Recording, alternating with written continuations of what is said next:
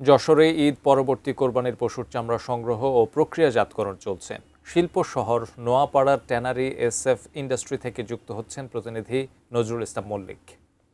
আমি আছি এসএফ ইন্ডাস্ট্রিজের ট্যানারিতে, যেখানে তারা প্রতি বছর কুরবানি ঈদে এবং বিভিন্ন উৎসবে তারা বিভিন্ন জায়গা থেকে চামড়া সংগ্রহ করে থাকেন এবং এই চামড়া প্রক্রিয়াজাতকরণের মাধ্যমে তারা বিদেশে রপ্তানি করেন এবং তাদের কিছু শিল্প প্রতিষ্ঠান আছে, সেখানে তারা ব্যবহার করে থাকেন।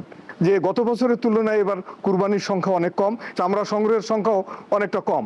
তা আমরা যেটা জেনেছি যে তারা চামড়া প্রক্রিয়াজাতকরণের ক্ষেত্রে যে লবণ দরকার সেটা সরকারের থেকে তারা পেয়েছেন।